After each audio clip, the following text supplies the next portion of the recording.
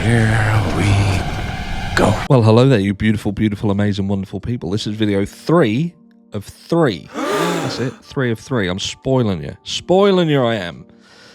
You won't be saying that in a second when you know what this video is about, because we are. Well, it's not directly. It's talking about 3 cases for the purpose of sort of proving a point that has become a little bit of an annoyance, especially around the Jay Slater case currently. And it is with respect of the police, okay, and the massive criticism that the Spanish police have gotten over the Jay Slater case.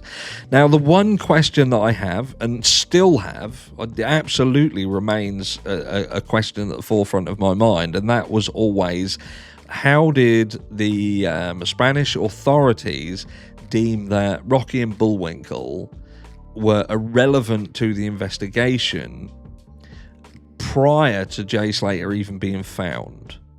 That has always been a bugbear of mine, but who knows? Maybe they just have access to more than what we know. We kind of learn a lot in the aftermath of things, and that's quite sad, and we don't seem to learn from it.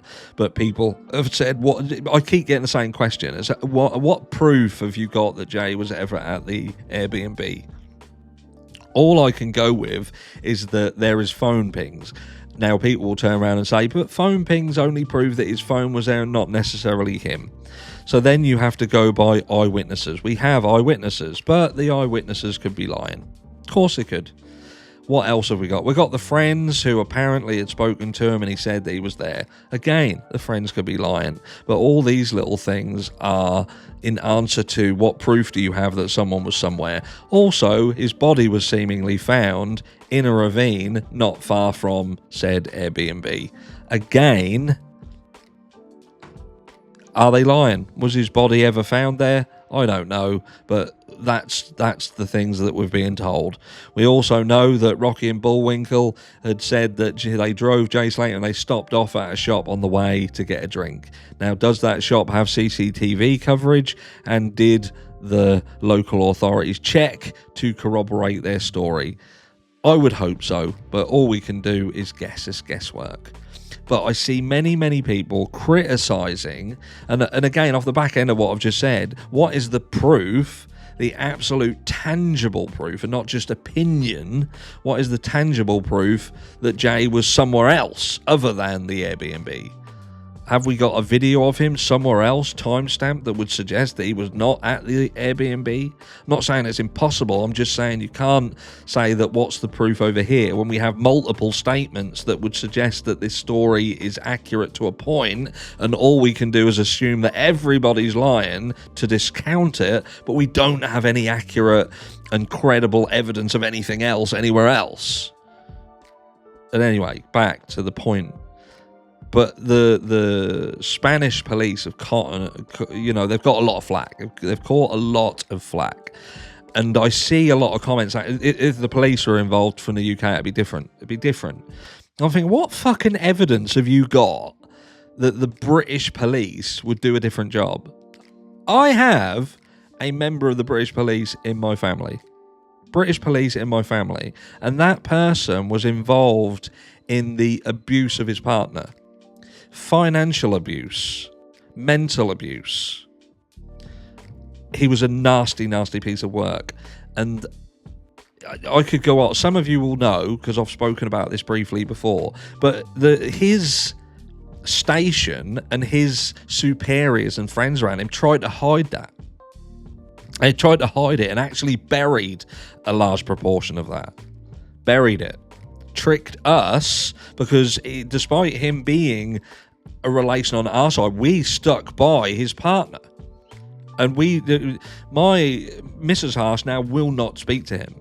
She will never have anything to do with him again, because that was the right thing to do. What he was doing was wrong, and that's British police for you. And don't get me started on the likes of Wayne Couzens, for instance, or this new Met Office cop who's just been fucking had over for horrendous things.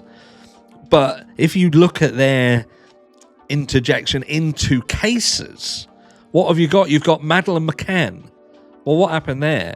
You've got the police where this happened in Praia de Luz, and a very excellently decorated with a fucking brilliant track record, Amaral, he deems what the issue is with this case, and he follows everything by the book and gets everything that he needs to come to his conclusion, and British police step in and British authorities come in and basically destroy that man's legal legacy, destroys it. And how many people trust that now? How many people trust that? And we are 10 years plus down the line, and we are still funding Operation Grange in the search for Madeleine McCann. Also, Nicola Bulley. What the fuck did the British police do in the Nicola Bulley situation? What help were they? Now, you can either rubbish Peter Folden or you can support Peter Folden in his findings, but it would seemingly suggest that Peter Folden found Nicola Bulley, his system found Nicola Bulley, and they fucking ignored it. Or they tried to bend the truth in a way to rubbish him to make them look better, because off the back end of some information that they released as a knee-jerk reaction to the criticism, they threw Nicola under the bus. And they needed some redemption, and they weren't going to have that through Peter Folden. So don't come forward and say that the British police would have done any different or any better in the Jay Slater case, because there simply isn't any evidence of such. But it helps fuel the fire. It helps fuel a lot of the fire in terms of conspiracy theories around the Jay Slater case, when you can say, well, the Spanish police are not operating right. The British police would have done it so differently, and it's clear that they are hiding things, they are doing things. Again, I've questioned them, but my only question is the aforementioned: how do you deem people to be irrelevant in an investigation that is yet to be concluded? This was prior to Jay Slater being found, and I did find that somewhat odd. And I believe I'd said it was kind of indicative of perhaps they'd made their mind up how this was going to go, and that, you know, they weren't really putting 100% into it. But the reality is, in hindsight, it could just be that they were able to completely and utterly prove that Jay Slater left the Airbnb and was fine. And maybe they looked at the digital footprint of his phone, pair that with the call data that they would have had that would seemingly suggest that he'd spoken to these individuals, his friends, and, you know, that was enough to corroborate that he came alive to the B&B and he left alive. He goes and they have digital evidence that would suggest that he was at this point and made a phone call to this person. This phone call lasted for X amount of time, and that's what happened. They digitally put a footprint together, and that's how they concluded. Now, could there have been more to that story? Of course there could. We don't know. Could they have been with him, and could there have been some form of coercion involved? Yes, but they have to prove that. And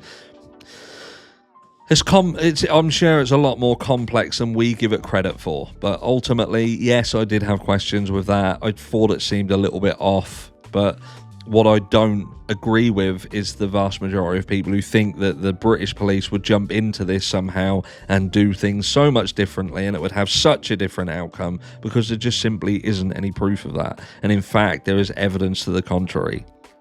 And they simply ain't interested. And they'll cover their own asses when they fuck up. I'll catch you all in the next one.